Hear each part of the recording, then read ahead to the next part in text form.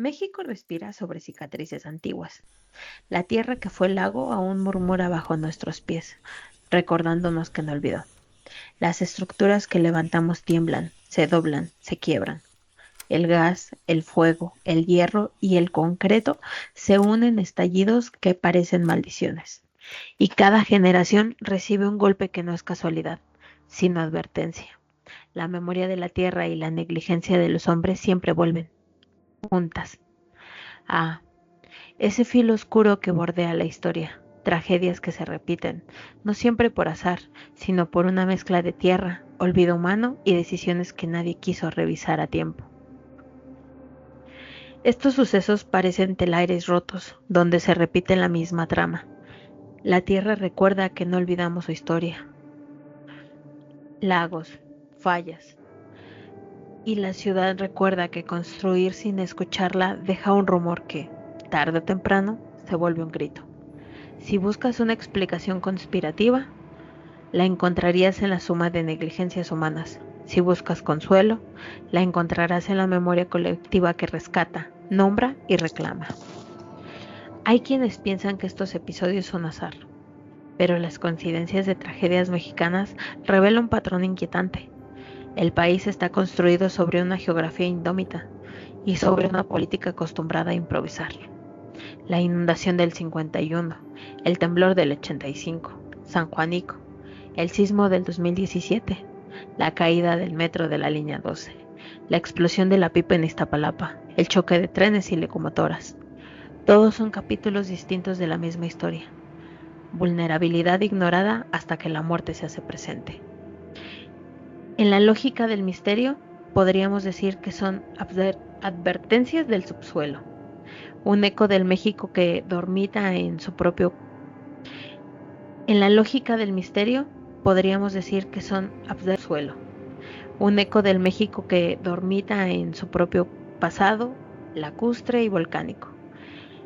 En la lógica real, son la suma de negligencias humanas que alimentan una leyenda oscura. En México, las tragedias no se repiten por destino, sino por desmemoria. Ven, caminemos juntos por estos episodios y escuchemos que nos susurran. Buenas noches, mi nombre es Monina Villanueva. Simón y Galicia. Y hoy les hablaremos de estas tragedias, como la inundación del 51. Una de las principales catástrofes registradas en la historia de la Ciudad de México sucedió el 15 de julio de 1951. Una inmensa inundación afectó diversas áreas de la Cuenca de México, provocando que el agua en el centro de la ciudad llegara a niveles tan altos que la población tuvo que recurrir a lanchas de madera y balsas de hule para poder desplazarse. Alguna literatura científica indica que la inundación se prolongó por cerca de 3 meses, resultando que en 2/3 de la ciudad quedara bajo agua, alcanzando profundidades de hasta 2 metros en las regiones más bajas. Inclusive se dice que en las regiones, bueno, lo que es el Zócalo capitalino, muchos de lo que fueron las panaderías viejas, los centros de costura, lo que es el Palacio de Hierro y el Palacio de Moneda, el Palacio Postal, tuvieron que subir la mayoría de las máquinas a primer piso o tuvieron que dejar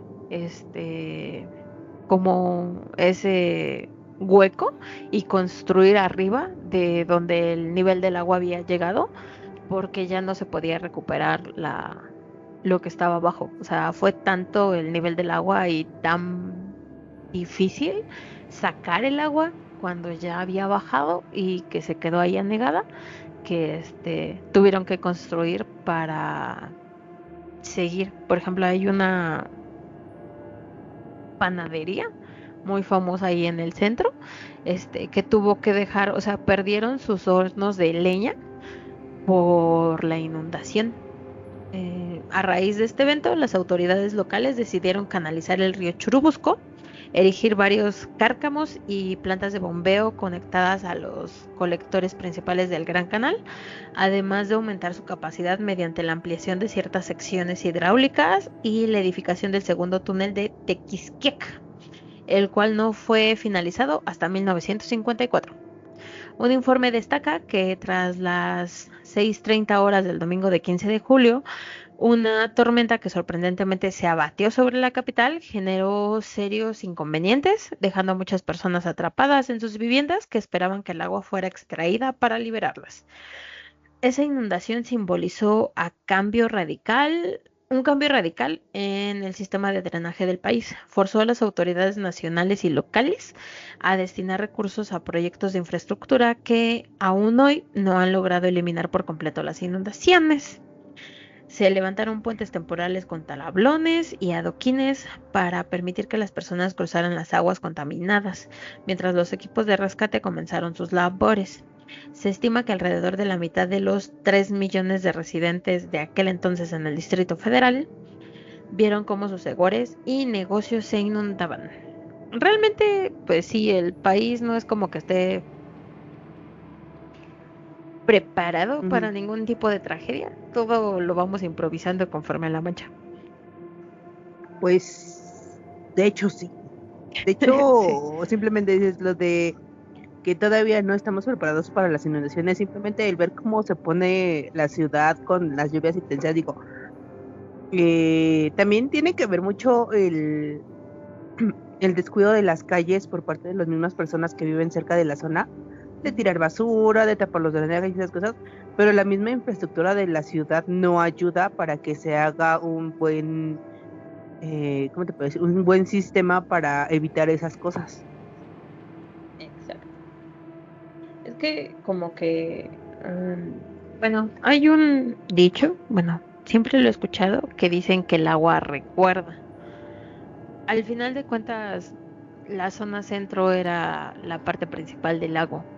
Entonces, siempre se va a juntar más agua en esa zona y normalmente es la zona que más llueve. Y sí, o sea, el centro histórico es, yo que trabajo ahí, realmente es muy sucio, o sea, increíblemente sucio. Y hay un sinfín de indigentes ahí viviendo, entonces es aún más sucio. Entre eso, la basura, que el agua recuerda, si lo quieres ver de esa manera, es entendible por qué nos inundamos otra vez este año.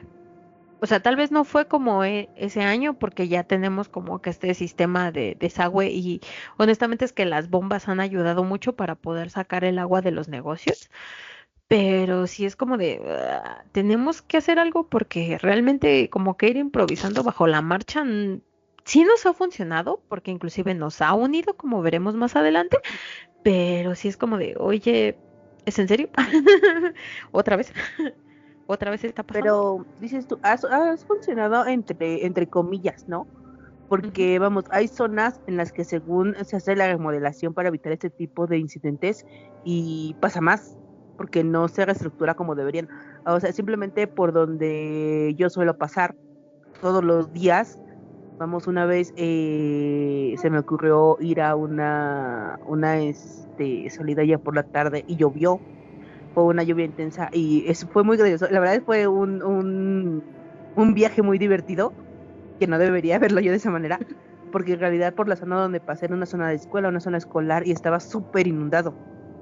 Pero digo, fue muy gracioso porque en realidad el chofer del transporte de una otra manera como que nos quitaba el estrés con sus bromas de momento, que es algo que México tiene, de que en cualquier momento busca una manera de como que hacer que lo sientas liviano, ¿no? Ajá, creo que entonces, eso es algo bueno. Entonces, dice, se supone que esa zona en la que yo paso todos los días tuvo remodelaciones, tuvo cambio de drenaje y todas esas cosas y no debería haber sucedido eso de la inundación a un nivel que superaba las jardineras. Wow. Como para, o sea, superaba las jardineras y digo que el chofer lo que era a mí me dijeron que iba a tener un camión, no una trajinera y todo así con cara de, no más, o sea, fue muy divertido, ¿no? Digo que fue un transcurso porque la persona que bajó después de esa zona La verdad, su comentario del chofer de veladora es: sí, madrecita, ya la traje a tierra firme. Entonces, para nosotros fue muy divertido, pero ya tomándolo en cuenta y con seriedad, eso es algo que no debió haber pasado, porque se supone que la zona ya tuvo un reconocimiento, cambiaron tuberías, cambiaron drenajes, para que se supone que eso no debiera pasar, y pasó. Es que, o sea, ve, por ejemplo, se supone que en ese periodo uno de los principales medios para evacuar el agua en el Valle de México era el Gran Canal de Desagüe, que se concretó durante los últimos años de la administración de Porfirio Díaz. Estamos hablando de hace 100 años. Este canal de cerca de 47 kilómetros transportaba agua desde San Lázaro hasta la laguna de Zumpango y luego proseguía su camino hacia Hidalgo.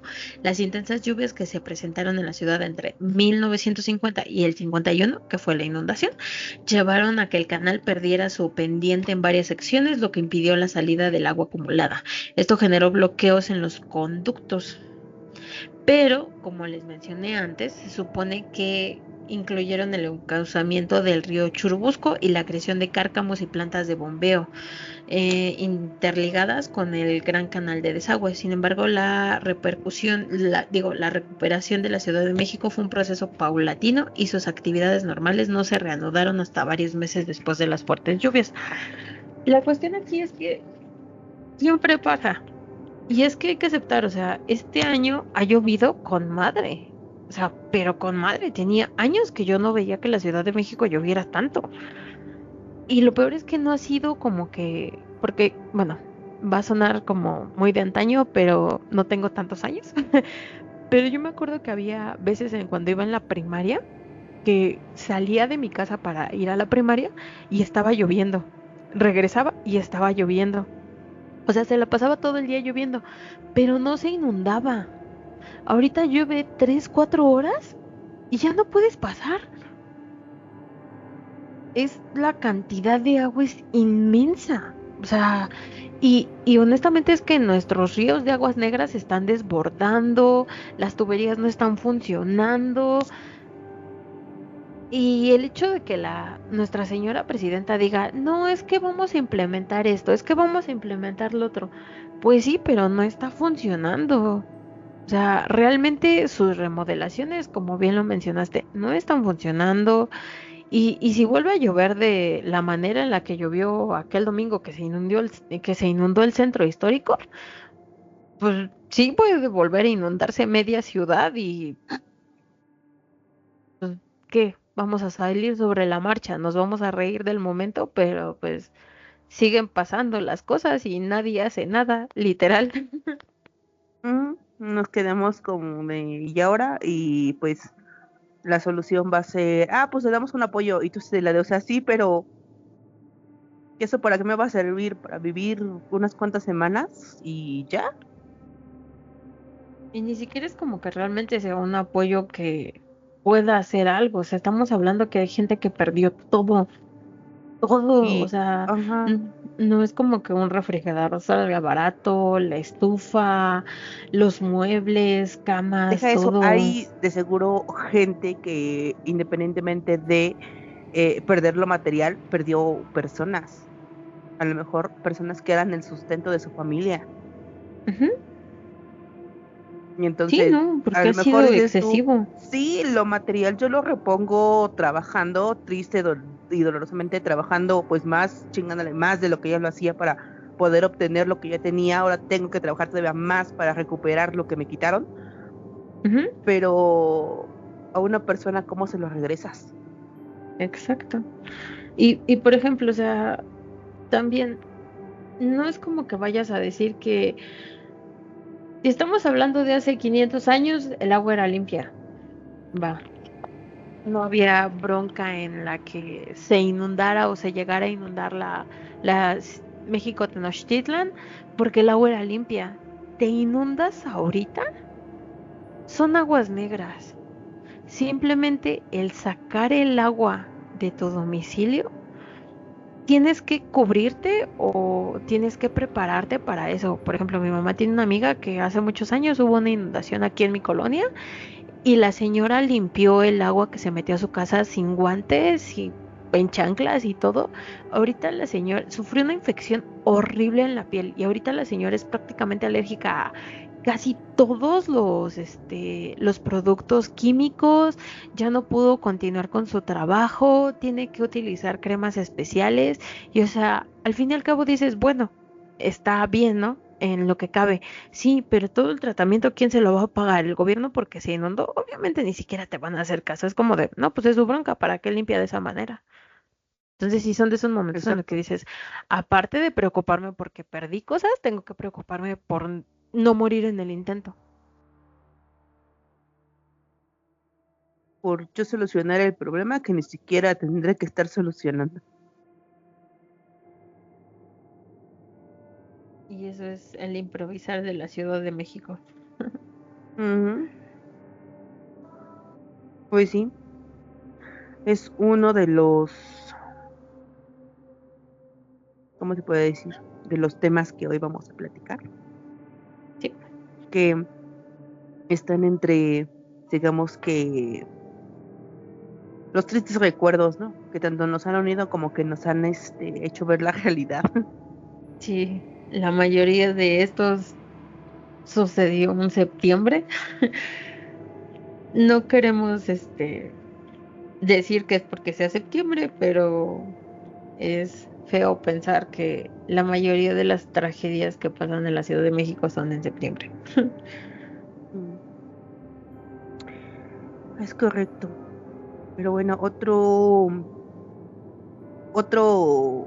capítulo que nos ha marcado aquí en este país y a la gente que en ese momento lo vivió. Un capítulo bastante pesado para aquellos que todavía lo recuerdan. Lo que sucedió el 19 de noviembre de 1984 en San Juan. Sí, un tema bastante fuerte de esos que pues pesan, ¿no? Sí. Muchos todavía lo sienten, muchos todavía pues lo recuerdan y todavía les duele. Ujú. Pues durante la madrugada del lunes 19 de noviembre de 1984 se produjo uno de los mayores desastres de la historia en la industria en el área metropolitana de la Ciudad de México, lo que provocó el mayor esfuerzo de rescate jamás realizado para asistir a la población en una emergencia.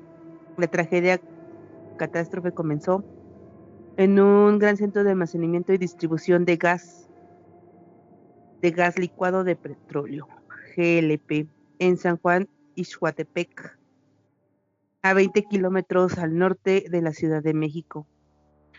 Las instalaciones, propiedad de, pues, no sorpresivamente, Pemex,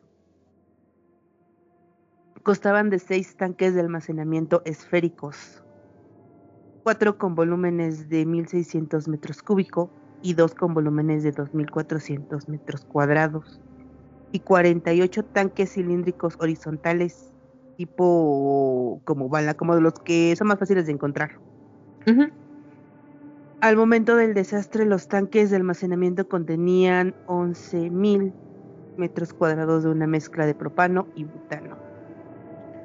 Los habitantes de San Juan Ixcoatepec eran aproximadamente 40.000 y otros 60 vivían en las colonias que los rodeaban en el pueblo. 60 me refiero a 60.000 personas, no todavía. La mayoría eran pues trabajadores que trabajaban más que nada campesinos, gente de la periferia, vamos. Ujú. Eh, la mayoría, pues, como conocemos en esos tiempos, sus casas eran hormigón, lámina, madera, o sea, sencillas, súper sencillas para esa época. El desastre comenzó debido a una fuga de gas licuado de petróleo, probablemente una fuga o una ruptura en la tubería por el exceso de la presión. Se formó una nube de vapor que el viento del noreste desplazó lentamente hacia la antorcha situada en el suelo en la parte oeste de la planta. La nube de vapor se encendió alrededor de las 5:40 de la mañana y fue seguida por una extensión de incendio en la zona de la planta. La primera explosión se registró en el sismógrafo de la Ciudad de México. Al principio se registró como un sismo, después ya se dieron cuenta que era otra cosa. Y fue seguida por una decena de explosiones en la hora siguiente. Debido a la rotura de uno o más tanques del almacenamiento, 2 de las explosiones tuvieron una intensidad del 0.5 en la escala de Richter. El gas inflamable, sin quemar dentro de las casas del sur de la planta, prendió fuego a todo lo que estaba a su alrededor. Las zonas expansivas de la explosión no solo destruyeron varias casas, sino también desplazaron varios tanques cilíndricos de su soporte y alimentaron el fuego. Literalmente estos contenedores cilíndricos actuaron como lo que son, como balas. Lo que causaron pues, obviamente más explosiones al aterrizar en otros lugares. Las esferas más pequeñas y algunos cilindros más explotaron en el lugar, y los fragmentos cilíndricos enteros con un peso de aproximadamente 30 toneladas se dispersaron a la distancia que iban desde unos pocos metros hasta los 1200 metros. Los bomberos y los expertos de Pemex permanecieron firmemente al lado de las esferas sin retroceder, mostrando una gran fortaleza. A la 1:15 de la tarde permitieron que el gas en los tanques esferas continuaran ardiendo hasta que se consumieron por completo. La mitad de una enorme esfera se desplomó sobre una vivienda a más de 500 metros de distancia. Y recuerdan que en ese momento había cientos de personas dispuestas a ayudar como voluntarios, como suele suceder en la mayoría de las tragedias. Los primeros que responden son los que están alrededor, gente común y corriente.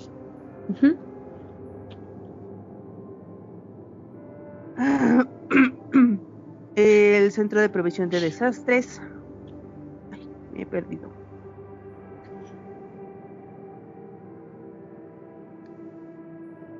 No sé qué le hice.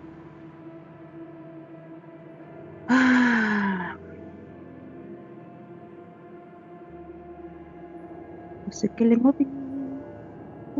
Aquí está. El Centro de Previsión y de Desastres informa que hubo al menos, o se registraron oficialmente. El Centro de Previsión y de Desastres informa que hubo al menos, o se registraron oficialmente, 500 fallecidos, más de 7,000 heridos, 60,000 evacuados y 149 casas destruidas, 16 con daños severos y 1,358 con daños leves. Señala que la capacidad total del almacenamiento de las instalaciones de Pemex eran de 16,000 metros cúbicos, distribuidos en las esferas que ya hemos comentado y los cilindros de diferentes tamaños, que provenían de las refinerías ubicadas en Minatitlán, Coatzacoalco y Azcapotzalco. El Centro de Prevención explica que el incidente comenzó por la ruptura de la tubería de 20 centímetros de diámetro que transportaba el gas LP. Aproximadamente 10 minutos después se inició el fuego al encontrar el gas una chispa, lo que llevó a una serie de explosiones tipo vapores que se expandieron al hervir el líquido. Algunos informan que ocurrieron al menos 11 explosiones que continuaron hasta el día siguiente y algunas con menos intensidad, pero que se mantuvieron, pues, ¿cómo te puedo decir? Se mantuvieron continuas, lo que mantuvo que la gente estuviera constantemente en alerta, porque no sabías en qué momento podía desatarse otra más como la que había pasado. Sí. Muchas familias decidieron abandonar sus hogares y refugiarse en albergues oficiales temporales establecidos en Tlalnepantla y en la delegación Gustavo Amadero. Pues como dicen, oficialmente 500 personas, pero los sobrevivientes y vecinos siempre han dicho que fueron muchos más. El fuego consumió calles enteras, familias completas desaparecieron y hubo quienes jamás pudieron ser identificados porque apenas quedaron las cenizas. O sea, pues lo más brutal es que no fue un accidente aislado, que era conciencia de negligencia, de sobreocupo de los tanques, falta de medidas de seguridad, y pues el costo, como siempre, lo pagó la gente humilde, que vivía pegada a la planta sin más opción. Sí, y lo peor es que hubo al principio muchos comentarios. Por ejemplo, cuando estaba buscando la información de todo lo sucedido, hubo comentarios de, es que no tenía que haber gente viviendo ahí, es que la gente que vivía ahí era bastante humilde y pues no tenían cómo defenderse. ¿Cómo te defiendes ante una explosión? O sea, no es como que te puedas tapar y ¡pum!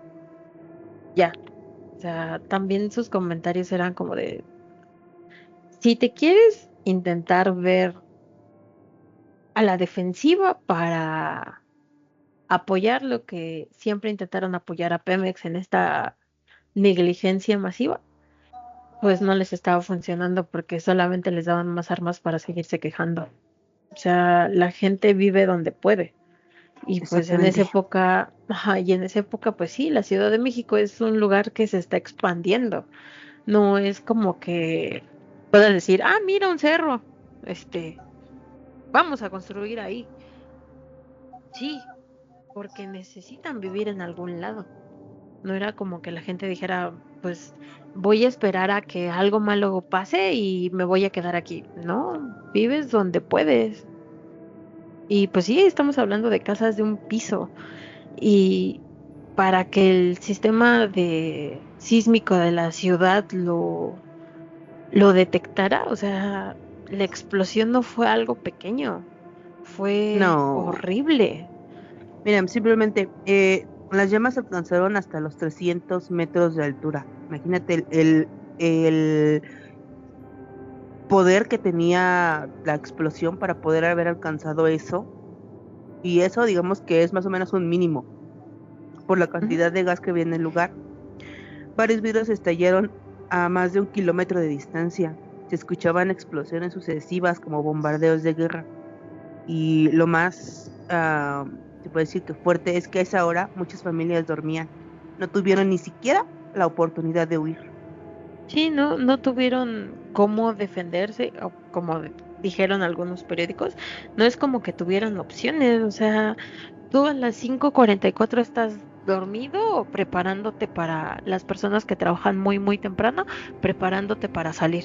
Te estás bañando, estás preparando tu desayuno, estás despertando a los niños para ir a la escuela, o sea, honestamente es que 500 muertos se me hace Sí, pues es que muchos muy dicen, poco. o sea, simplemente dicen los testimonios de los sobrevivientes que hablan de no solamente 500 víctimas.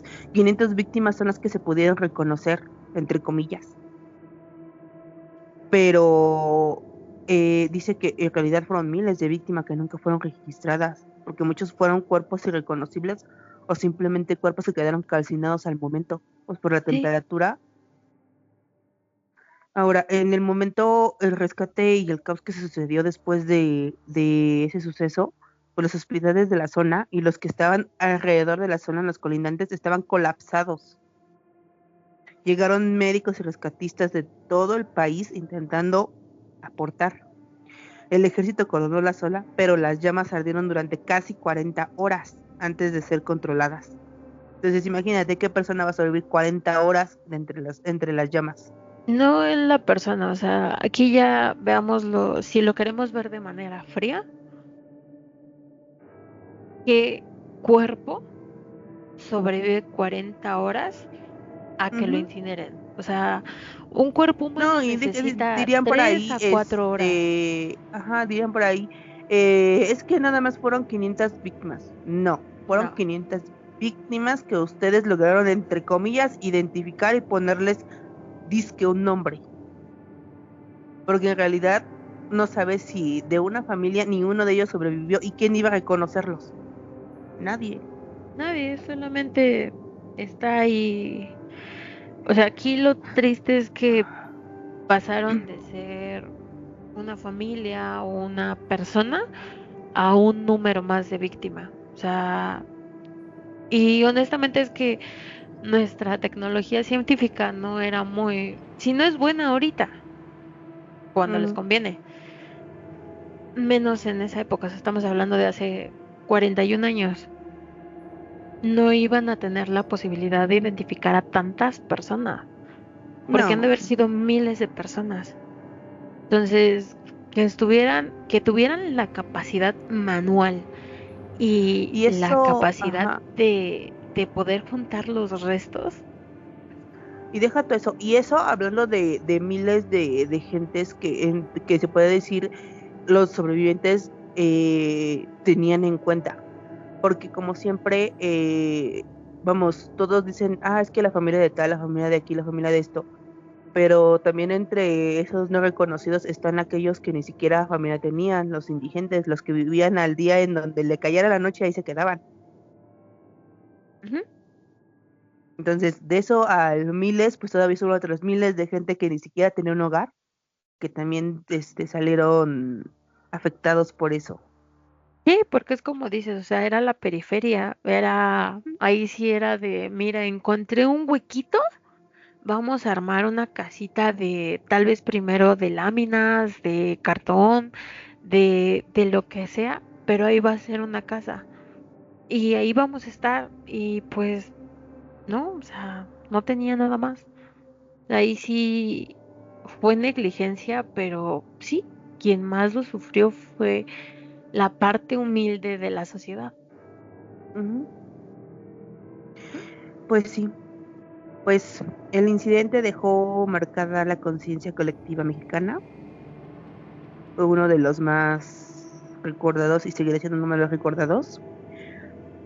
Señaló la negligencia de Pemex y la falta de regulación en materia de seguridad industrial, y hasta hoy San Juanico es recordado como el mayor desastre de industria de México. Y tenemos que tomar en cuenta que la década de 1980 es recordada por sus tragedias. O sea, Ujú, no solo fue San Juanico, sino que el año siguiente fue el mayor terremoto que ha sufrido la Ciudad de México. O sea, la razón por la cual la mayoría de nosotros le teme a septiembre, principalmente a la fecha, porque no es algo sencillo el pensar de otra vez se viene septiembre, otra vez puede volver a pasar, o tal vez sea nuestro imaginario, pero pues ya 3 veces en un septiembre sí es como de, es extraño que pase tan seguido y más en este mes. ujú. Estamos hablando del 19 de septiembre de 1985.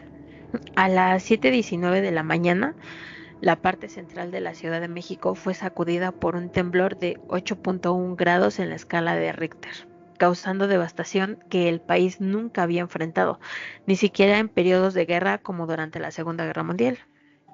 Esa mañana, cientos de miles de personas ya se encontraban en sus empleos o a punto de salir de su casa para iniciar su jornada sin imaginar que a partir de ese instante todo cambiaría. No solamente fue el hecho del temblor, sino que fue un cambio radical en estructuras, en pensamiento, en unión.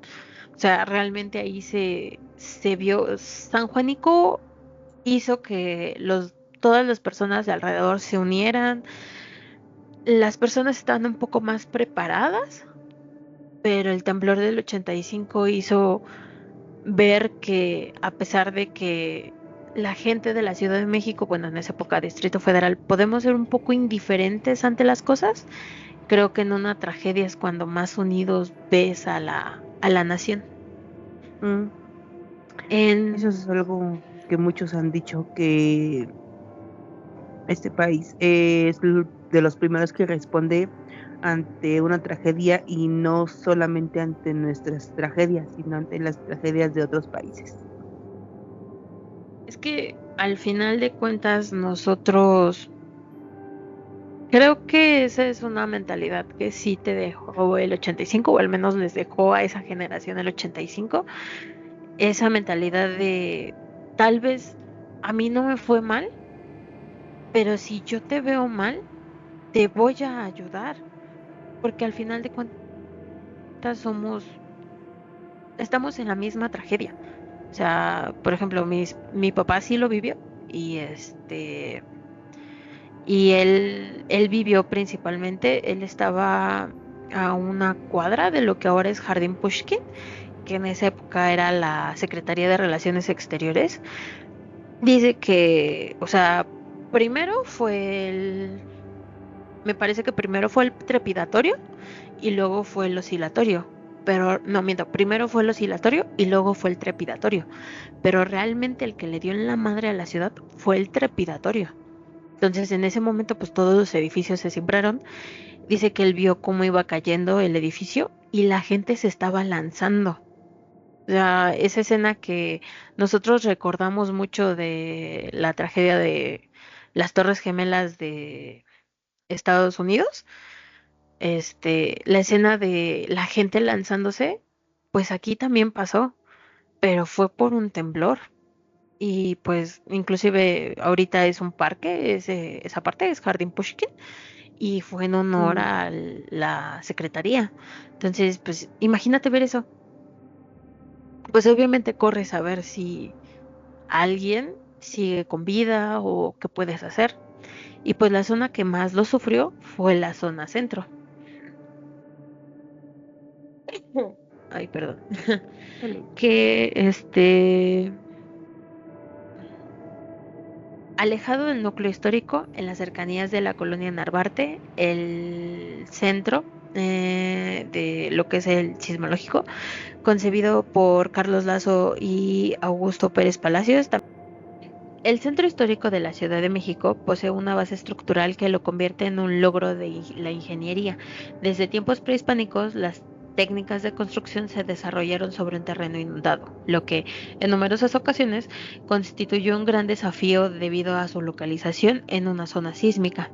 Con la llegada del siglo XX, el centro experimentó una transformación y pronto comenzaron a erigirse edificios más altos que representaban la nueva imagen moderna de una antigua ciudad. Un ejemplo de esto es un inmueble que se inauguró en 1910, aunque su función inicial no era hotelera. Una serie de temblores y problemas financieros de sus propietarios llevaron a la creación del Hotel Ritz en 1914. Para 1917 se había agregado varios pisos al edificio y se le instaló un reloj en la parte superior.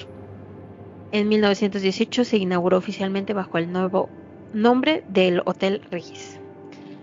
En el lado opuesto del centro, específicamente sobre la estación de metro Pino Suárez, se alzaba el impresionante conjunto Pino Suárez, compuesto por 5 torres de 15 y 23 pisos, utilizadas por oficinas del Poder Judicial de la Federación y otras entidades burocráticas.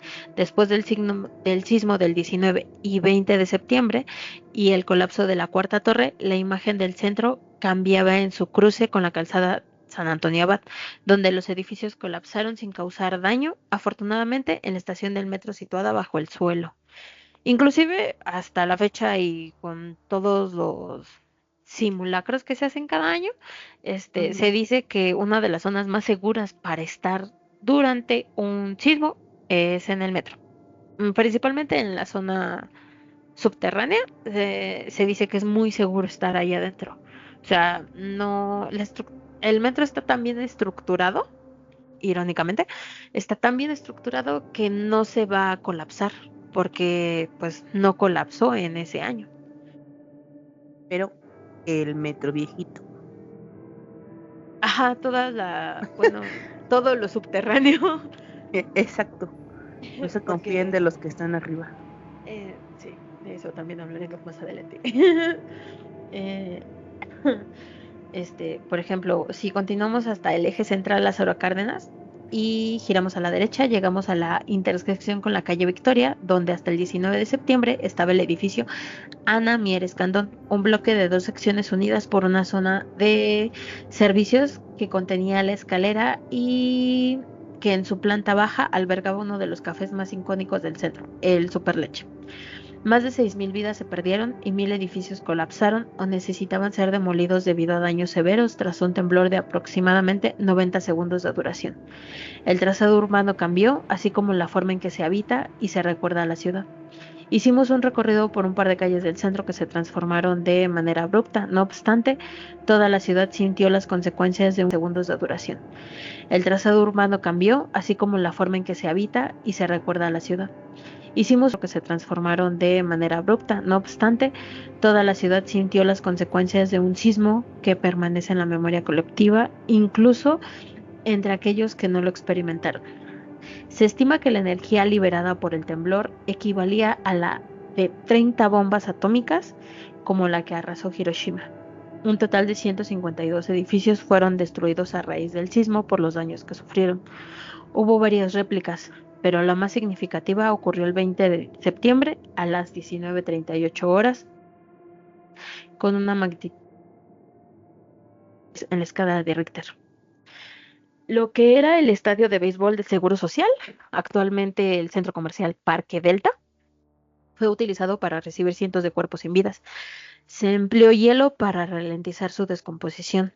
En medio de este panorama desolador, tanto hospitales como funerarias y crematorios se vieron rápidamente desbordados en su capacidad. Decidió reconfigurar el Parque Delta de estadio de béisbol a depósito temporal de cadáveres. Allí se llevaban principalmente los cuerpos no identificados que habían quedado sin familiares o que simplemente no podían ser utilizados entre el caos. En ese auditorio improvisado se utilizaba y sal para ralentizar la descomposición. A pesar de estas medidas y expuestos al aire libre, los cadáveres amontonados empezaron pronto a emitir el inconfundible olor de la muerte. En su obra Nada, Nadie, las voces del temblor, Elena Poniatowska describió de manera magistral cómo en distintos sitios, incluidos un estadio de béisbol, entraban y salían los voluntarios, quienes transportaban los cuerpos y los colocaban en ataúdes de madera que habían sido fabricados al aire libre. Este desastre llevó a la revisión de las normativas de construcción en México y poco a poco transformó la cultura cívica y prevención de desastres. En muchos aspectos, la población mexicana está más equipada y responde de manera más efectiva a estas circunstancias, gracias a los ejercicios de simulación realizados frecuentemente, así como a las acciones adoptadas tras esta tragedia, como la instalación de alarmas sísmicas.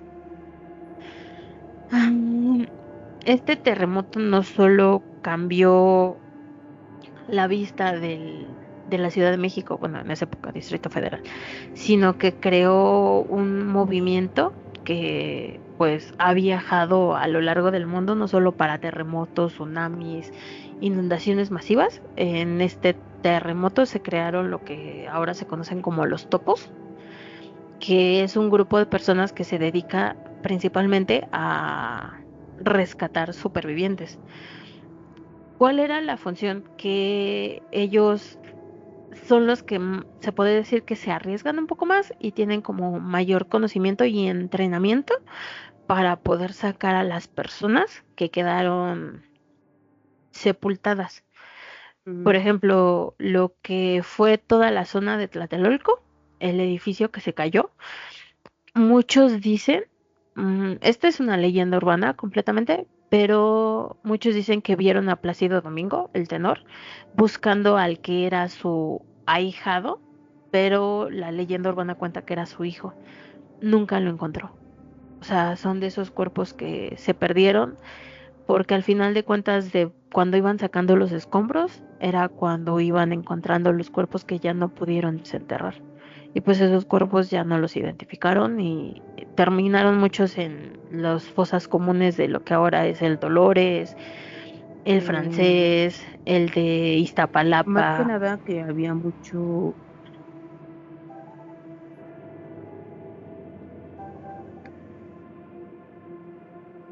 ¿cómo te puedo decir? Muchos edificios vulnerables todavía como para poder por lo menos rescatar debidamente a los restos de las personas que estaban ahí. Entonces, por más que tú quisieras o supieras dónde se encontraba la persona en el momento, o lo que tú sabías dónde se encontraba la persona en el momento, si la edificación no estaba lo suficientemente segura para poder hacer algún movimiento, no se metían hasta que tuvieran la maquinaria o el espacio suficiente para poder hacerlo. Y no podían. Simplemente Ajá. no podían hacerlo. Y pues Entonces, ahorita ya tenemos como que ese sistema de prevención, ya sabemos cómo reaccionar ante un temblor. Bueno, se podría decir que ya sabemos cómo reaccionar ante un temblor, pero en esa época fue algo nuevo y pues era muy temprano, o sea, fue muy temprano. fue un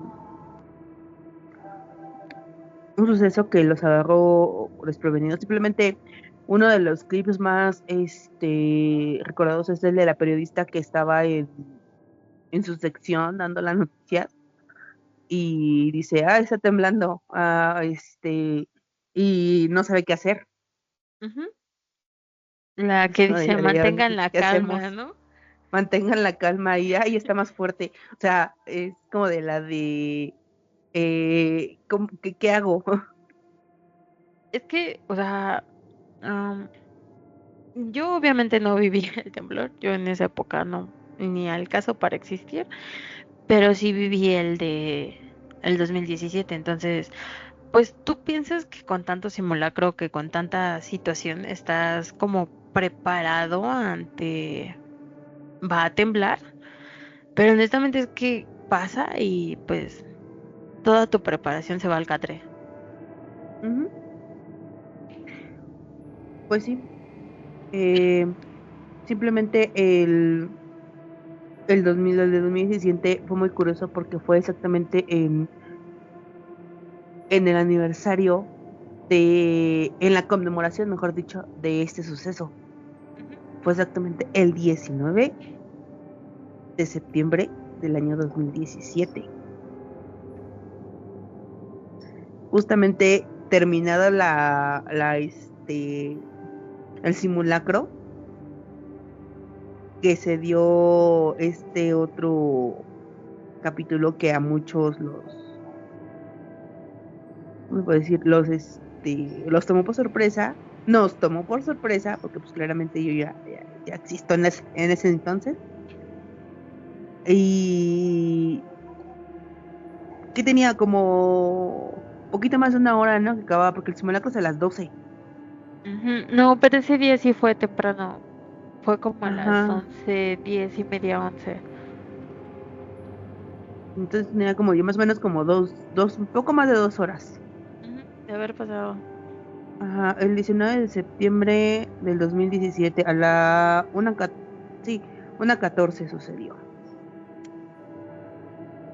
A la 1:14, un temblor de 7.1 grados en la escala de Richter sacudió la Tierra, con el epicentro situado entre Puebla y Morelos, y en ciertas áreas del Valle de México la duración superó los 90 segundos. Este evento tuvo repercusiones en entidades como Chiapas, Ciudad de México, Guerrero, Morelos, Oaxaca, Puebla y Tlaxcala. Según la Dirección de Protección Sanitaria de la Ciudad de México, para el 2 de octubre del 2017, el terremoto había dejado un saldo de 228 fallecidos en la Ciudad de México, con 69 personas rescatadas con vida en los escombros y 38 edificaciones que fueron afectadas por este sismo. A decir qué curioso que fue el mismo día, una vez más, en en la conmemoración de el primer sismo que los marcó. Ujú. Y nada más con unas horas de diferencia. O sea, ni siquiera fue, ¿cómo te puedo decir? En el mismo mes, otros días, no, fue exactamente el mismo día con unas cuantas horas de diferencia. Sí, sí, porque, bueno, yo ya estaba laborando en esa época. Me acuerdo que, inclusive, porque pues bueno, en mi caso, trabajaba en una plaza comercial, en un centro comercial Ujú. al norte de la ciudad. No te tomas tan en serio los simulacros, inclusive hasta dices, ay, otra vez. Entonces Mm, bajamos, nos reímos un rato, dijimos, "Ah, un rato del día perdido". Subimos, estuvimos checando unas cosas hasta que el jefe de mi jefe, que estaba ahí, porque mi jefe ese día había descansado, me dijo, es que se están moviendo las escaleras. Y yo de, no sé de qué hablas. Volteo y sí, en efecto, se estaban moviendo las escaleras eléctricas. Y yo de, oh my God, ¿qué está pasando? No me hagas esto. No, y en eso creo que lo que más te saca de onda, bueno, en mi caso, a mi persona, lo que más me friquea cuando tiembla son las alarmas. O sea, es un ruido tan estridente para mi oído que como que me quedé como de, no, no puede estar pasando. Y me choqué aún más porque inclusive el de seguridad, el jefe, este señor, quería bajar la cortina de la tienda y el de seguridad le dijo, salte, o sea, no te preocupes por esto, tienes que salir. Cuando íbamos saliendo se reventó una tubería. Entonces yo trabajaba en el primer piso. Mm. Sí, fue como de un caos total porque pues hay gente que pues no sabe reaccionar en temblores y cuando salimos al lado estaban construyendo un edificio y había una de esas grúas de 20 pisos. Mm. Por un momento pensé que le iba a caer encima al edificio, o sea, de tanto que se estaba moviendo. Nunca había visto eso, honestamente es que pues sí tiembla, pero no tiembla de esa manera. Entonces sí fue algo choqueante para mi persona en términos a que pues también circunstancias atenuantes, sí te dejan marcado, o sea, sí llega un punto en el que dices, no nos podemos saltar septiembre, por favor. Ya mucho septiembre, ya que acabe. Eh, bueno, yo para ese entonces también ya trabajaba. No trabajaba en un lugar así como de pisos y todo eso. De hecho, era un localito muy X. Pero ¿qué es lo que en este caso a mí como que voy a decir que me choqueó? Yo donde trabajaba en ese instante estaba rodeado de escuelas, se podría decir. Tenía una primaria, más arriba tenía un kinder, un pueblo siguiente tenía una secundaria y otros pueblos más adelante tenía otra secundaria. Tenías de cuenta que tenía una técnica, no, una diurna, esas las normales, las verdecitas, el uniforme verdecito, y una técnica más arriba. Entonces, en el mismo pueblo donde yo trabajaba en ese momento, había un kinder y una primaria. Entonces, imagínate el hecho de ver a la gente corriendo por sus niños. En ese momento era de güey las escuelas. Entonces, sí era como medio impactante, porque dices tú, a lo mejor en el momento tu cabeza está como de la de qué pasó, güey, qué sucedió, qué fue eso. Porque pues estoy muy acostumbrada a la alerta sísmica de que, es un simulacro.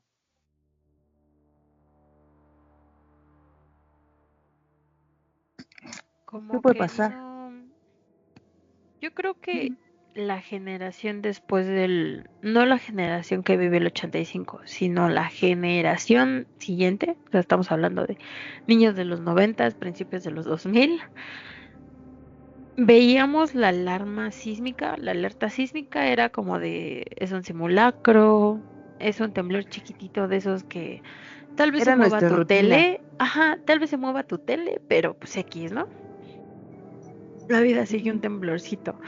Pero, por ejemplo, yo me acuerdo que no lo vimos, o sea, yo sí vi la grúa y dije, no manches, esta madre se va a caer encima, pero no medías las consecuencias, No, sino digo, que yo hasta ahí que nada más, empezaron a salir los videos. yo nada más veía a la gente y después como que te quedabas de la de, güey, de veras, tengo escuelas aquí al lado, ¿no? Ujú. Digo, se hubiera escuchado el estruendo si lo hubiese sucedido, pero digo, sinceramente creo que era más el hecho de que veías a la gente nerviosa y otra cosa era de que en el momento todas las líneas colapsaron, no había manera de comunicarte con nadie. Mm, no me digas, sí, eso fue una de las una de las situaciones por las cuales no me gustan aparte de que porque la Ciudad de México está sobre una zona sísmica que pues sí quedas como de, no quiero que tiemble. Mi mamá es una persona de la tercera edad que en esa época usaba bastón, pero la señora no quería aprender tecnología y traía un celular con señal 2G. Si de milagro había wifi en esa época, bueno, en el Mm, momento del temblor, pues imagínate la 2G.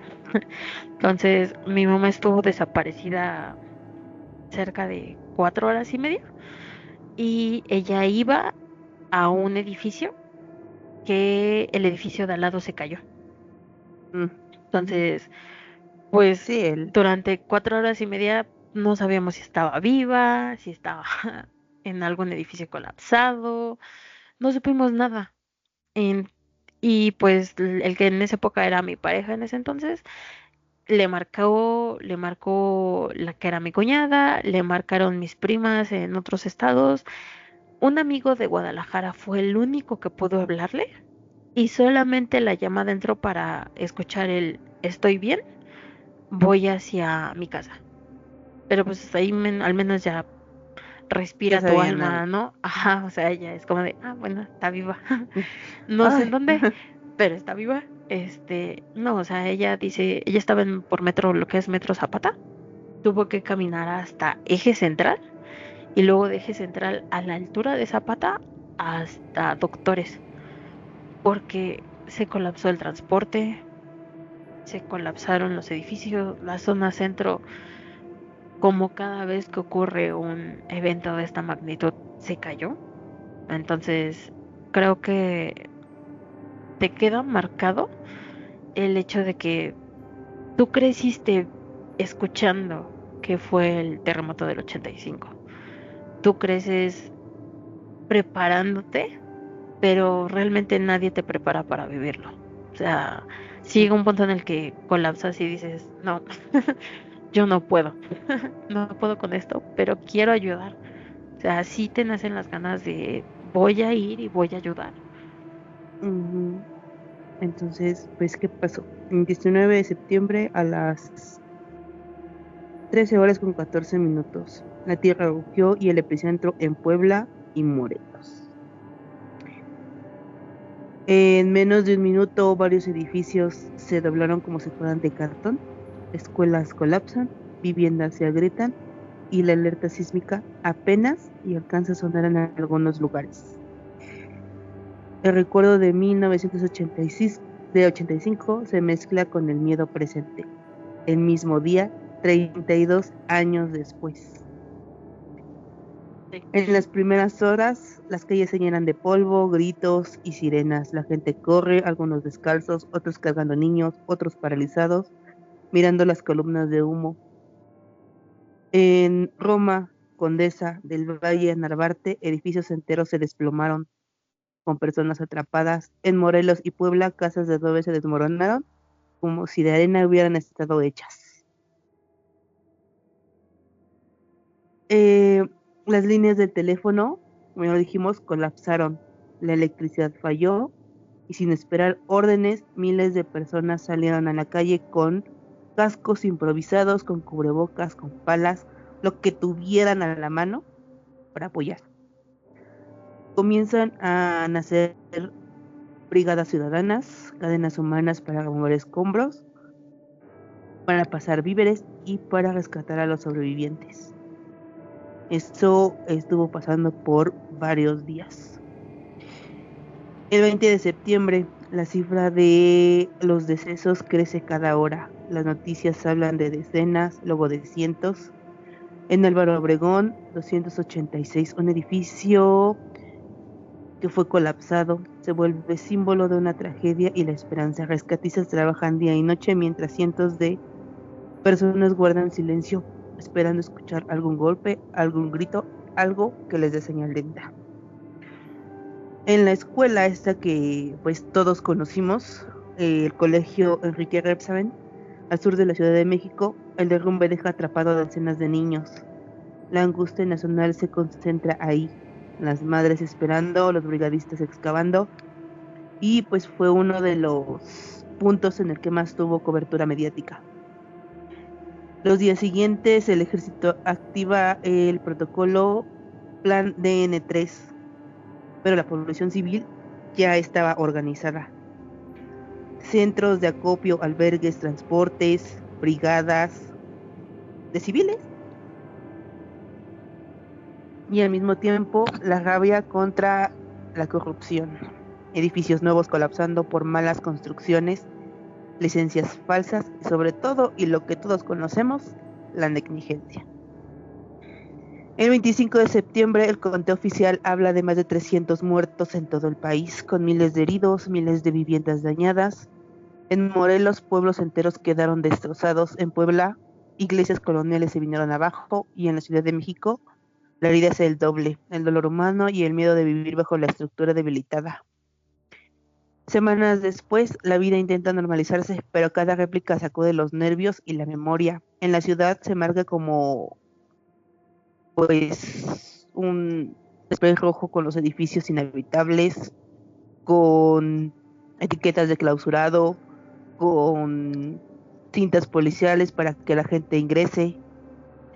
Muchos quedan en carpas, muchos quedan en refugios, muchos son desplazados de sus casas con sus familias. Y la frase que se repite en bardas, en redes, en pancartas, no fue el temblor, fue la corrupción. Todo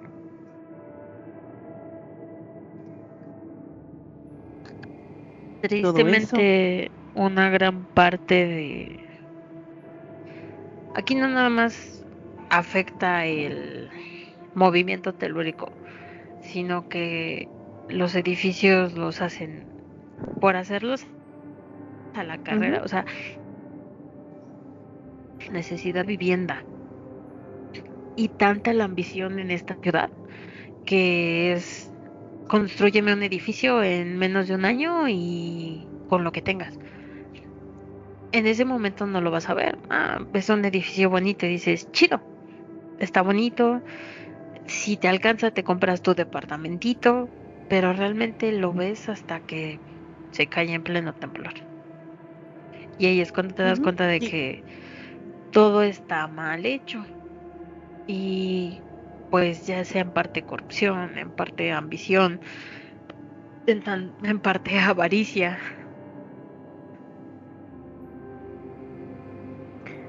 No solo te dañas tú, sino que dañas a terceros. Ajá. Y no solamente dirías tú, solamente se queda en edificios, ¿no? Porque el hacerlo mal no solamente se quedó en edificios X, abarcó más estructuras en las que también tuvieron repercusiones y entre esas repercusiones fueron también vidas humanas. Volvemos a lo mismo, o sea, no, el número no, el número de muertos no concuerda con la magnitud de los videos que veíamos, porque no tardó ni 20 minutos que hubiera pasado cuando empezamos a ver videos en Facebook en esa época de los edificios que se cayeron en el centro, de cómo personas que subieron a las azoteas de los edificios se veía la nube de polvo. O sea, tú, volvemos a lo mismo, crecimos con el... Es que se veían las nubes de polvo de las azoteas, es que ahí veías una nube por aquí, una nube por allá, todo se veía caído.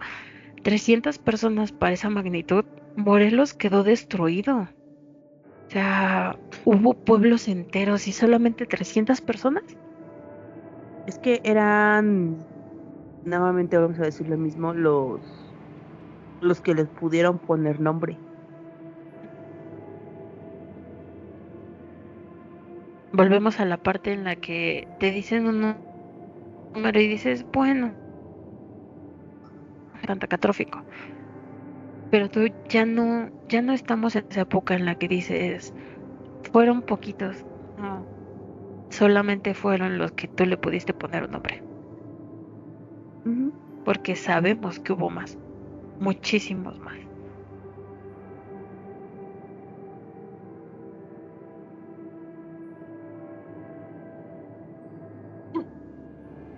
Vayamos a otro tema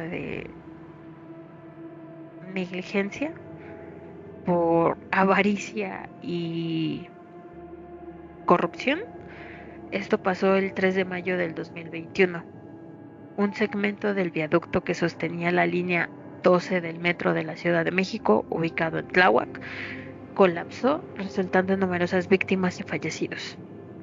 El elevador y los dos últimos coches del tren se desplomaron sobre la avenida Tláhuac entre las estaciones de Olivos y Tezonco. Este fatídico incidente causó la muerte de 27 personas y dejó 80 heridos, convirtiéndose en el más letal del metro en casi 5 décadas. Tras la tragedia, vecinos y transeúntes se unieron para socorrer a quienes quedaron atrapados. Entre 2014 y 2015, el segmento elevado donde ocurrió el incidente había enfrentado dificultades técnicas y de estructura que llevaron a su cierre parcial.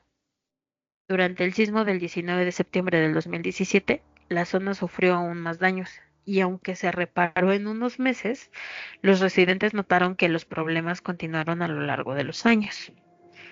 En 2007, la línea 12 fue presentada como un sistema subterráneo capaz de operar trenes con ruedas de neumático.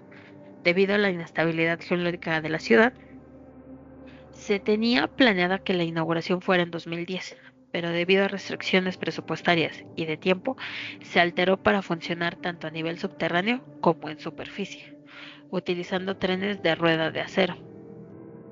Los investigadores señalaron esto como una de las causas de la inestabilidad y del deterioro de las vías desde el inicio de la operación de la línea. La compañía ICA, encargada de construir otras líneas del metro, desarrolló este proyecto junto a otras dos empresas, Alstom Mexicana y Grupo Carso. Esta última perteneciente al mexicano millonario Carlos Slim. La empresa Carso, responsable del segmento que colapsó, rechazó cualquier acusación de negligencia y Carlos Slim llegó a un acuerdo con el gobierno de la Ciudad de México para reparar la sección sin cobrar.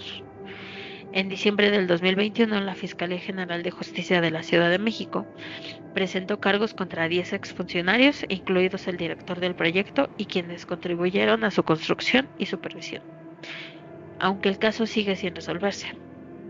Hasta la fecha, nadie de los implicados está encarcelado.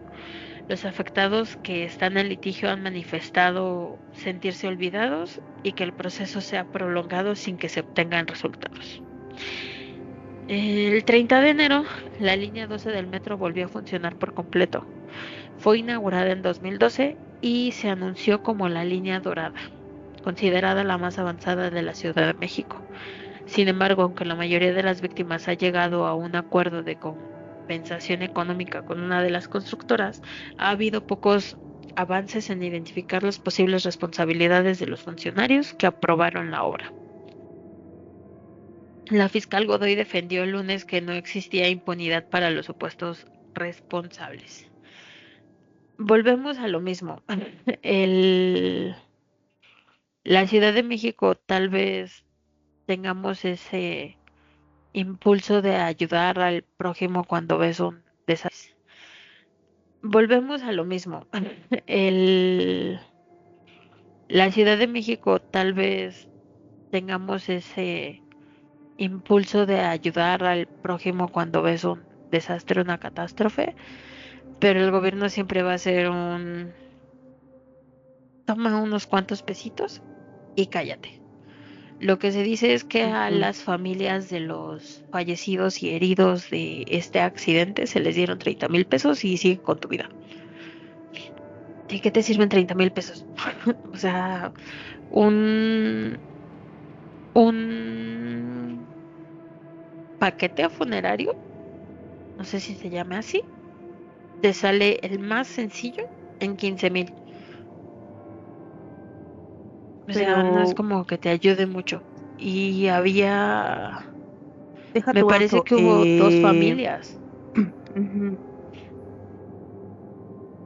No, deja eso de que te ayude. Simplemente, vamos, a lo mejor eran el sustento de su casa. Tú no vas a solucionar con 30,000 pesos la vida de una persona y no vas a solucionar con 30,000 pesos, el que ahora la persona que era el sustento de su familia ya no está, Ujú, o quedó lesionada de por vida, y ya no va ujú. a poder brindar el apoyo que antes él brindaba. Sí, porque estamos hablando que eran que las 9 y algo, casi las 10 de la noche, o sea, todos Ujú. los que vuelven a esa hora, la mayoría es porque vuelven de trabajar. No es que te estés haciendo guaje a las 10 de la noche en el metro. Tal vez sí puedes regresar de alguna situación o algo, pero fue entre semana. A esa hora tú estás regresando de laborar, vienes cansado, vienes preocupado y no nada más es la línea 12, o sea, ir a Pantitlán es una odisea y dices, esto en cualquier momento va a pasar algo. O sea, es como de toco madera, pero no está bien, o sea, todas las líneas del metro necesitan una revisión. Mm, un mantenimiento bien hecho, Sí, no sí, porque solamente la el línea uno mantenimiento no. del, sí, ya chequé, voy a palomear toda mi tablita y ya lo hice.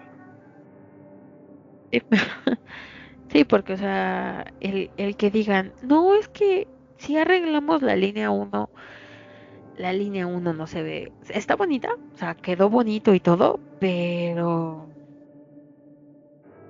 siguen escuchando los mismos ruidos extraños cuando, por ejemplo, ahorita que fueron lo de las inundaciones y todo, es entendible, o sea, es entendible que no haya metro, que se colapse un poco, pero se sigue oyendo bien extraño cuando vas en esa línea y dices, "Ay, por favor, que no pase nada".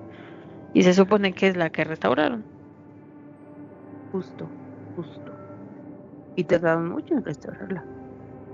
Sí, Y como siempre, y como hemos estado viendo en estos incidentes, porque no son accidentes, accidentes cuando es algo que tú no esperabas, incidentes algo que ya tenías una advertencia previa, entonces son incidentes.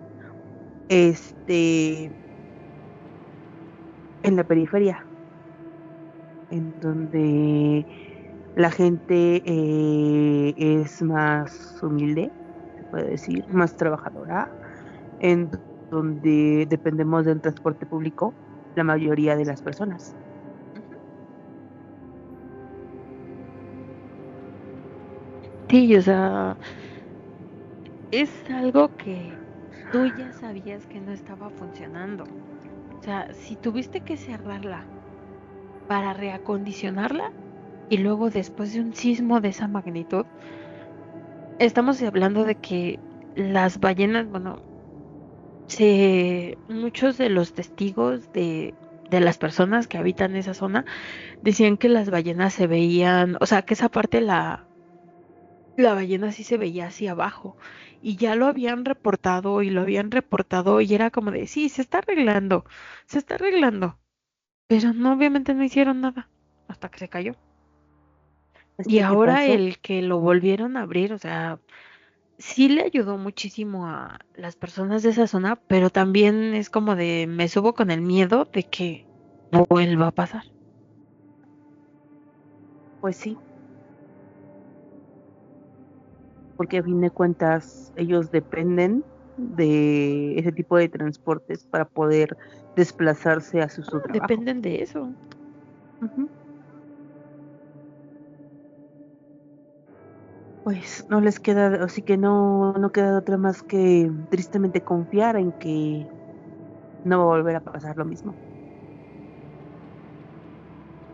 Sí, de que no se va a repetir la historia. Ujú. Y esperemos que no se vuelva a repetir la historia. Sí. Sí, pero, o sea, no solo la línea 12, la línea café, la línea de que va de Martín Carrera a Santa Anita, que son las elevadas. O sea, solamente tú viajando en la línea de Martín Carrera a Santa Anita, lo que es la estación de Bondojito y la estación de La Morelos, cuando va entrando el convoy, cómo se simbra. O sea, sí, por favor. O sea, si la tomas del diario, sí es como de, bueno, yo creo que se llegan a acostumbrar de eso, pero si la tomas esporádicamente de que dices, ah, pues que voy a una zona por ahí y tengo que tomarlo, el hecho de que cuando vas, es como de, por favor que no se caiga. Y es Mm, donde la gente le pierde la confianza al... Si ya de por sí no hay mucha, le pierdes la confianza aún más al gobierno. Por ejemplo, ahora que están haciendo todas las líneas del cablebús, como usuario diario del cablebús, es como de, por favor, que no pase nada. hace 15 días, a este día que estamos grabando esto, hoy es ya jueves 25 de septiembre, Ujú, hace 15 días, ¿no? ujú, sí. Hace 15 días, en el puente de la Concordia de Iztapalapa, volvimos a ver una de las tragedias, nuevamente con gas. Nuevamente. ¿Por qué? Nuevamente con gas, digo, ¿qué no diría? Porque pues se transformó en uno de los escenarios más grandes en la historia actualmente de México. La explosión que causó la volcadura de un camión cisterna de gas que resultó, dicen hasta el momento, con el fallecimiento de 20 personas. De hecho, creo que ya son más a la fecha. Creo que van en 28, 29. 28, 29, este, actualmente. Y eso estamos diciendo entre comillas. ¿Por qué? Porque volvemos a lo mismo. Son de la gente que, ¿cómo te puedo decir? Que les pudieron poner nombre, que alguien dijo o por lo menos vieron, porque pues, ¿cómo te puedo decir? Hay gente que dice que fueron más, gente que dice que fueron, personas que vivían debajo del puente, gente que tenía sus puestos ahí, o gente que simplemente no pudo escapar de los autos. Em, Simplemente el microbús que estaba ahí cerca frena abruptamente mientras es envuelto en una nube negra. Una de las imágenes que ha circulado después de esos días fue el de una señora bajándose del microbús, corriendo, y se produce el flamazo, porque ni siquiera explosión fue en realidad, fue el flamazo Ujú. de fugar en cuanto ya al camión cisterna que le alcanza. Y en cuestiones de segundo, las llamas pues alrededor de la persona.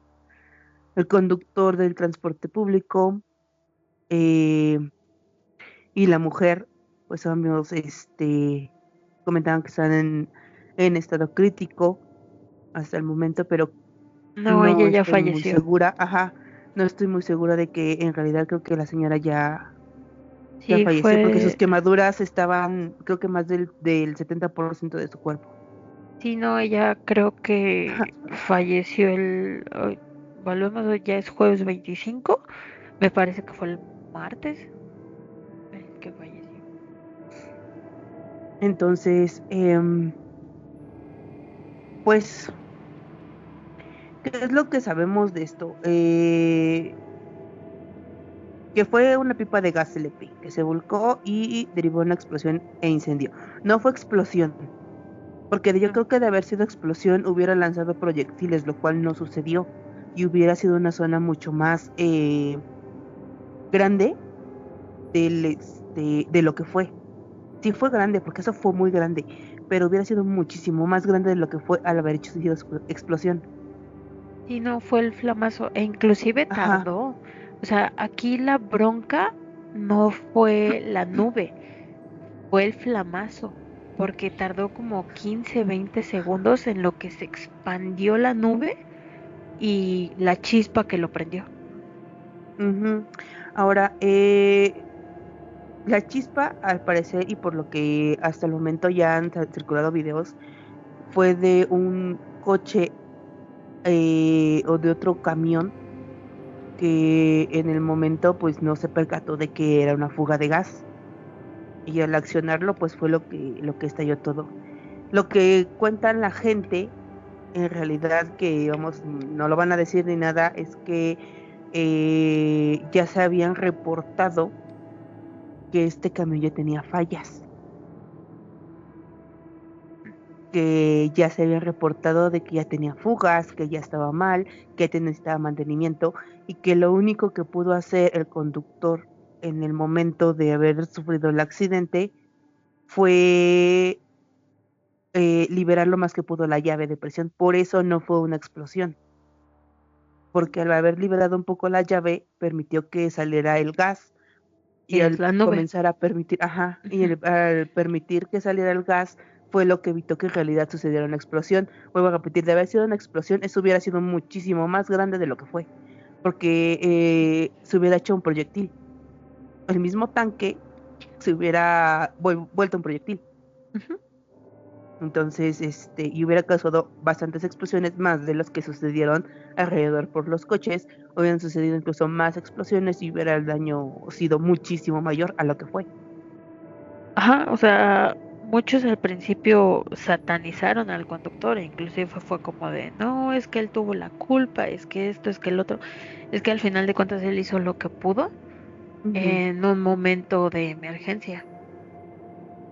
Entonces, aparte de que él ya al parecer por la volcadura, por todo esto, había quedado quemado químicamente, porque él tenía quemaduras ya químicas al momento de salir de su unidad, al parecer. Dices, por lo menos en su mente, vamos, fue el que esto no pase a mayor. Ujú. Y sí lo Abrir, detuvo, o sea, él ajá, igual ya falleció, ajá, pero sí logró detener un poco lo tan malo que pudo haber sido. O sea, estamos hablando de que fue malo, o sea, fue horrible. Y volvemos a lo mismo, no nos están diciendo la cifra real, porque realmente no es como que se pueda dar una cifra real. Estamos hablando que las muertes por quemaduras son muy complicadas y los cuerpos se desintegran muy rápido, más si a estas temperaturas, mm, pero él hizo lo mejor que pudo en ese momento. ujú. Pues al principio se reportaron y fueron las primeras como que cifras 57 lesionados, de los cuales 19, que son los que ahorita se puede decir que ya fueron declarados como personas fallecidas, estaban ya en estado grave. Al momento se confirmaron 3 personas fallecidas. Otras fueron mencionadas como que eran hasta 70 personas y eso volvemos a repetir entre comillas, porque en realidad dicen que fueron muchísimas más. Se reportaron vehículos que quedaron calcinados, más o menos como 28 unidades entre autos particulares y camionetas, y como consecuencia de la explosión que se incendiaron y pues quedaron, se puede decir que inutilizables, ¿no? Y volver, eso se puede decir que es un aproximado. Eh, como se dice que fue la volcadura de la pipa lo que provocó una fuga de gas que eventualmente explotó. Sigo diciendo, esto no fue explosión, de haber sido explosión hubiera sido mucho más grande, porque Ujú. hubiera sido una presión y hubiera terminado esto peor. En uno de los impactos, la pipa habría chocado contra muros de contención externo e interno y en una curva con pendiente, y esto había provocado una fractura de unos 40 centímetros en el tanque. Digo diciendo eso, dicen que ya lo habían reportado, que ya está reportado que esa unidad tenía ya fugas.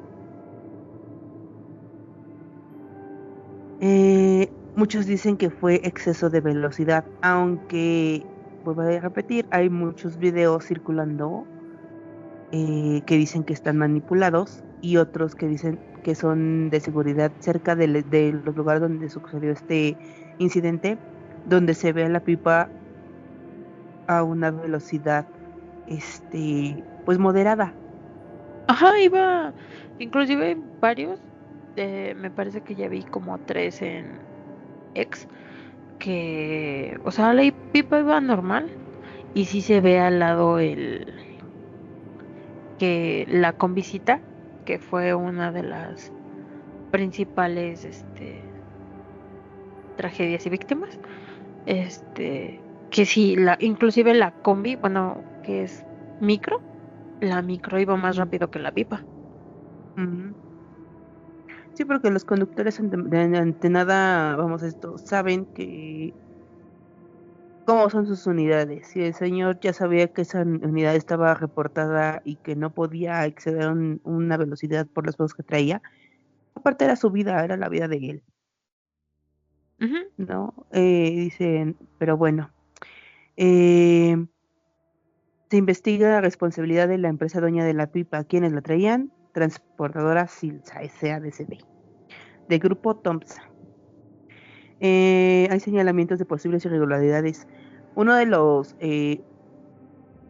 como rumores que se dieron en el momento, o no sabemos si son rumores o no son rumores, quién sabe, es que esta transportadora ni siquiera tenía los seguros debidamente pagados como tal. Ajá, los lineamientos no estaban al 100. Ajá. Entonces, pues dicen, eso no sabemos si sí, no sabemos si no, no sabemos si al momento quiso modificar, no sabemos, no tenemos, ellos quedarán en su conciencia, sinceramente. Eh, ¿Qué es lo que todavía no está claro hasta la fecha? El número exacto de los fallecidos. Las cifras han estado variando conforme pasa el tiempo. El estado de todos los heridos, algunos están en situación crítica, otros han avanzado. Los que tienen quemaduras en riesgo, los que tienen quemaduras leves, las personas, nombres, es lo que todavía sigue, como que ahí hay muchas personas sin identificar todavía. Incluso personas que creo que estaba en estado grave.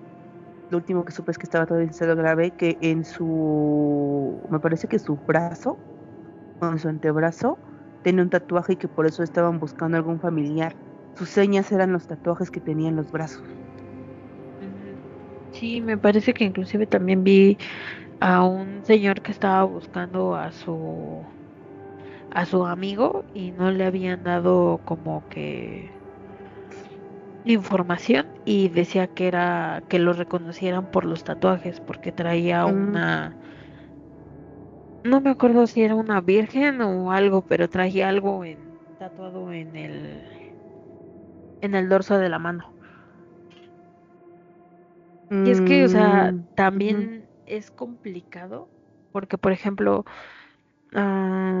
yo volvemos a lo mismo, no habíamos visto una tragedia de esta magnitud, no, no es como que estuviéramos vivos en la época de San Juanico y no es como que haya muchos videos de San Juanico, pero por ejemplo, la mayoría de los videos en noticias que salieron ese día, las víctimas, al menos yo sí creí que era ropa, lo que se veía en varias de las víctimas, por ejemplo, la señora, la que era la abuelita que protegía a su nieto, yo ujú. pensé que eran sus pantalones y de La un chavo señora también María. que iba, ajá, y de un chavo también que iba caminando, que a él no le mostraron el rostro, pero iba caminando al lado de un policía, al menos yo sí creí que eran pantalones y ropa. Después salió la realidad y era su piel. Ujú. Entonces sí Sí, es como de, porque ese tipo de quemaduras, vemos, al momento el estado de shock de las personas no lo sienten. Y es algo que es muy triste, es muy feo, porque tú puedes ver a una persona con unas quemaduras del 60, 90, 70% de su cuerpo y los puedes ver caminando, te pueden contestar, te puede decir que es su momento de lucidez antes de que el shock haga reacción en su Molly, cuerpo. te cortaste. Perdón, ¿ya? Ya. Entonces, decía que esa gente que puedes ver con sus quemaduras al 60, 50, 90%, todavía las puedes ver caminando, te pueden contestar, simplemente los videos que veías de la chica eh, caminando, del señor que estaba diciendo, es que no sé qué pasó, las personas que de una otra manera llegaban a la zona verde y ellos mismos se acostaban, todavía era su momento de lucidez antes de que la quemadura hiciera efecto en sus cuerpos, Ujú. los gases hicieran efecto en sus pulmones, de que el mismo golpe, se puede decir que de calor, hiciera que ellos comenzaran a sufrir las consecuencias en esos minutos, porque pueden ser minutos, de lucidez en el que la señora encontró al policía y le entregó a la niña. Eran en los momentos en el que ella todavía tenía la conciencia como para poderse mover. En ese momento era su adrenalina actuando para poderse mover. Y después ya entró el choque. Sí, sí, porque, o sea, tú los veías caminando, tú los veías bien. Por ejemplo, la señora que se baja de la micro, o sea, tú realmente no te das cuenta de que estás envuelta en gas, porque al final de cuentas lo que vieron era una nube. Y por Ujú, ejemplo, hubo varios carros o varios testigos que estaban sobre el puente que dicen que creyeron que no los iba a alcanzar el fuego porque estaban sobre el puente. Lo que hizo es que abrazó al puente. O sea, fue ujú. tanta la fuerza del chispazo que abrazó al puente y sí arrasó con varios autos. Exacto. Entonces, vamos, este fue el resultado, y vuelvo a repetir, del plamazo, porque no fue una explosión. De haber sido una explosión, no estuviéramos hablando de una zona, se puede decir que aislada, porque en teoría fue aislada, pero de haber sido una explosión como tal, como muchos dicen, explotó. No, de haber sido una explosión, hubiera sido una cifra mucho más grande de heridos, una cifra muchísimo más grande de consecuencias estructurales, porque incluso pudo haber alcanzado en mayor fuerza a los que estaban arriba en el puente. Ujú. Entonces, nuevamente, el comité de solidaridad de las personas que estaban alrededor, comenzando a apagar los autos, comenzando a buscar sobrevivientes, comenzando a movilizarse, cerrando los accesos para que no hubiera más explosiones, alejando a la gente que pudiera alejar, buscando la manera de mover a los heridos a lugares donde ya no estuvieran más cerca del daño. Eh, ¿Qué es lo que pasó después de esto? Pues la reparación, ¿no? La Fiscalía de la Ciudad de México ha señalado que se priorizará una reparación integral del daño para las familias afectadas. ¿Cuánto? ¿Otros 30,000? Probablemente es la cifra favorita del gobierno. Investigación penal. Se investiga bajo delitos de homicidio culposo, lesiones y daños. ¿Qué es lo que estaba pasando? Que hasta las últimas noticias se les está diciendo que la pipa venía a exceso. Ah, Como pues buscando el para chivo su expiatorio. fortuna, para su fortuna o infortuna, el conductor de este vehículo ya falleció, pues, ¿cómo se defiende? Ahí, ¿qué haces? Y tampoco es como que puedas decir que los últimos días estuvo consciente, No. porque es lo que han estado mencionando, o sea, la mayoría de las víctimas ha estado sedada, porque el dolor Ujú. es excesivo. El dolor es insoportable, simplemente todas las terminaciones nerviosas quedaron afectadas. Si nosotros con una quemadura simple de que, agarré mi sartencito y me quemé mi dedo, ya lo sientes hasta el alma, y eso es una persona exagerada, de que, ay, me quemé y que no sé qué, una gotita de aceite, ya sientes que te duele demasiado, que te arde, imagínate las consecuencias de eso. De un 80% de tu cuerpo quemado. No solo eso, Exactamente. médicamente, el cuerpo no se quema de afuera hacia adentro. Lo primero que se te No. queman son las vías respiratorias, Sí, por porque el lo humo. primero que te quema Ujú. es el humo. O sea, tú Aparte, primero sientes, el choque de calor que tú tienes en el cuerpo y al respirarlo, tanto los químicos como el aire caliente te empiezan a quemar. Y eso, pues se puede decir que es de las principales consecuencias sí, consecuencias de los decesos, vamos. Las, ajá, o sea, una de las peores muertes, bueno, catalogadas de las peores muertes, si no creo que es la peor, es morir quemado, porque tú sientes cómo se te está derritiendo todo y luego entras en shock.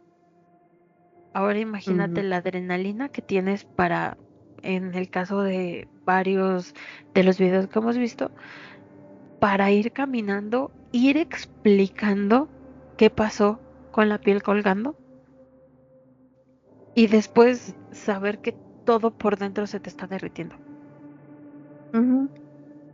Simplemente en los últimos reportajes que han hecho en la zona donde sucedió ese incidente, hay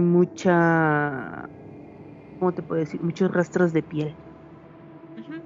de la gente que brincó las bardas, de la gente que se recargó, de la gente que buscaba sacar a alguien que estaba con ellos. Se quedaron pegadas en las bardas, en los tubos, en los soportes, en el mismo Y piso. lastimosamente para el gobierno mexicano, desde el sismo del 2017 ha ayudado demasiado a las redes sociales, toda la comunicación, todos los videos, todo lo que ahorita tenemos, toda la tecnología para conocer un poco más de la situación que está viviendo o que se vivió en ese momento. Entonces, el hecho de que ellos quieran decir de, no, es que ya se limpió, no, es que no hay rastro, hay cientos de personas, sino que miles de personas que pasan por ahí, porque al final de cuentas es la entrada, es una de las entradas a la ciudad. Obviamente va a haber rastros, no es como que puedas limpiar una tragedia en un día. Ujú. Son sucesos que no se van a olvidar, que se van a estar recordando año tras año. Ujú. Como por ejemplo otro, en este caso serían otros dos casos que igual pasaron muy recientemente. Uno en un municipio de Guanajuato, eh, el Hogar de las Fresas, en Irapuato. Este fue un accidente. Accidente diagonal, corrupción diagonal, negligencia. El operador de la locomotora que el 6 de agosto chocó contra tres coches y una motocicleta, provocando la muerte de 6 personas y dejando a 2 heridas gravemente en Irapuato, Guanajuato, se entregó a las fuerzas del orden. ¿Cuál es la situación de este hombre? Él, al parecer, él estaba, bueno, no al parecer, él estaba manejando una locomotora de la compañía Ferromex que sufrió el accidente el pasado 6 de agosto. Le echaron principalmente la culpa al piloto. La situación aquí es que se supone que las locomotoras tienen que tener una caja negra, Mm, igual que la de los aviones, pero la de esta locomotora estaba descompuesta. Se dice que fue porque piloto automático no fue desactivado y la locomotora se siguió. Pero muchos están diciendo que la bronca fue el piloto, o sea, que él ya traía problemas psicológicos. Y sí, o sea, han salido varios testimonios de compañeros de este hombre que ya se entregó a las autoridades, que salió con problemas, o sea, que sí ya tenía problemas, tenía cierto rastro de problemas psicológicos que lo llevó a no detenerse frente a estas personas. ¿Cuál fue la situación? Fueron 6 personas las que fallecieron y varias más quedaron heridas. La cuestión es lo gráfico que fue para el municipio el ver este accidente, porque, o sea, estas vías corren por el centro. Mm, Esto fue muy cerca del centro de Irapuato. La cuestión es que al parecer, inclusive el chico de la moto perdió la cabeza, sufrió la decapitación por el tren, tuvieron que buscarla. O sea, hubo, me parece que fue como una hora, más o menos, en donde tuvieron que buscar su cabeza porque no la encontraban. Entonces tuvieron que entrar, obviamente, para desactivar la locomotora porque no la habían podido detener ujú. y el individuo se atrincheró en la locomotora por 44 horas.